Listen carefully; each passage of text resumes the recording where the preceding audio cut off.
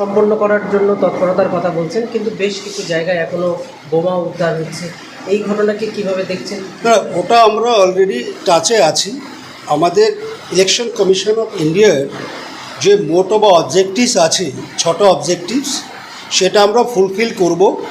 যেমন first objective হচ্ছে no inducement, no intimidation, no violence, no booth capturing, no booth jamming and no source jamming.